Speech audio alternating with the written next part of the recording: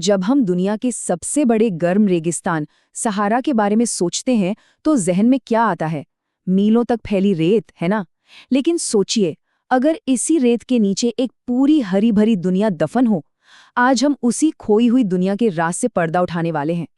जरा कल्पना कीजिए, जहां आज सिर्फ रेत के टीले हैं, वहां कभी घने जंगल, बड़ी बड़ी झीलें और जिंदगी से भरपूर एक सवाना हुआ करता था। ये कोई कहानी नहीं है।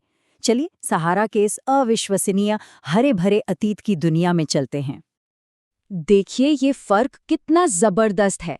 एक तरफ है आज का सहारा, सूखा, बंजर, विशाल, और दूसरी तरफ है लगभग 10,000 साल पहले का सहारा, एक हरा भरा स्वर्ग जो किसी अफ्रीकन सवाना जैसा दिखता था, जहां जिराफ, हाथी और दरियाई घोड़े घूमते थे। तो सवाल ये उठता है कि आखिर ये हुआ कैसे? एक रेगिस्तान इतने बड़े हरे भरे मैदान में बदल कैसे गया? जवाब छिपा है हमारे प्लैनेट के विज्ञान में। आइए इस कमाल के बदलाव के पीछे की वजहों को समझते हैं। साइंटिस्ट इस दौर को अफ्रीकन ह्यूमिड पीरियड या अफ्रीकी आर्द्रकाल कहते हैं। मतलब ये वो जमाना था जब कुदरत ने सहारा का नक्शा ही बदल दिया था और रेत की जगह हरियाली ने ले ली थी। और हाँ, ये कोई 100-200 साल की बात नहीं थी। ये एक बहुत लंबा दौर था जो करीब 14,500 साल पहले शुरू हुआ और लगभग 5,000 साल पहले खत्म हुआ। यानी लगभग 10,000 सालों तक सहारा एक हरा भरा स्वर्ग बना रहा।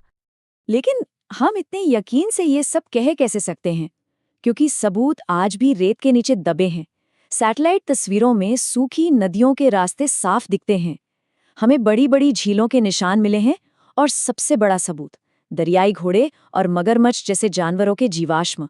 ये जानवर तो बिना पानी के रह ही नहीं सकते। तो अब आते हैं सबसे बड़े सवाल पर। इतना बड़ा बदलाव आखिर हुआ क्यों? इसका जवाब हमारे ग्रह की एक बहुत ही धीमी, एक बहुत ही खास हरकत में छिपा है। इसे कहते हैं ऑर्बिटल प्रिसेशन। आसान भाषा में समझे तो हमारी पृथ्वी अपनी धुरी पर घूमते हुए एक लट्टू की तरह थोड़ा सा डगमगाती है। ये प्रोसेस बहुत धीमा है। इसका एक चक्कर पूरा होने में लगभग 21,000 साल लगते हैं। और यही डगमगाहट तय करती है कि धरती के किस हिस्से पर सूरज की कितनी गर्मी पड़ेगी। ये पूरा मामला एक चेन रिएक्शन जैसा था। पृथ्वी की धुरी के झुकने से उत्तरी हिस्से में गर्मियों में ज्यादा धूप पड़ने लगी। इस ज्यादा गर्मी ने पश्चिम अफ्रीका के मॉनसून को और ताकतवर बनाकर उत्तर की ओर धकेल दिया, सीधे सहारा के ऊपर। और बस वहां हजारों सालों तक जबरदस्त बारिश हुई। तो जब सहारा हरा भरा था, तब वहां जिंदगी कैसी थी? यह सिर्फ जानवरों की नहीं, बल्कि इंसानों की भी कहानी है।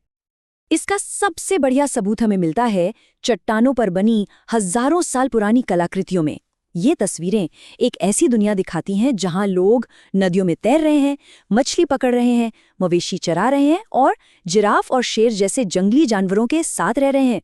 ये एक ऐसे समाज की कहानी है जो कुदरत के साथ पूरी तरह से घुल मिल गया था।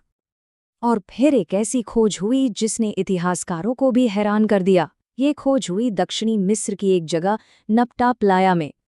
यहाँ आर्कियोलॉजिस्ट को दुनिया के सबसे पुराने एस्ट्रोनॉमिकल स्ट्रक्चर्स में से एक मिला। मतलब एक पत्थर का ढांचा जो तारों को देखने के लिए बनाया गया था। अब जरा ये टाइमलाइन देखिए। नपटा प्लाया का ये ढांचा 7,000 ईसा पूर्व का है।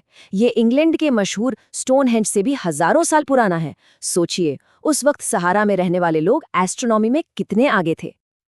लेकिन हर अच्छी कहानी की तरह इस कहानी में भी एक मोड़ आया। ये हरा भरा स्वर्ग हमेशा के लिए नहीं था। और ये बदलाव हैरान करने वाली तेजी से आया। जियोलॉजी के हिसाब से देखें तो ये स्वर्ग बस कुछ ही सदियों में मानो पलक झपकते ही वापस रेगिस्तान में बदल गया।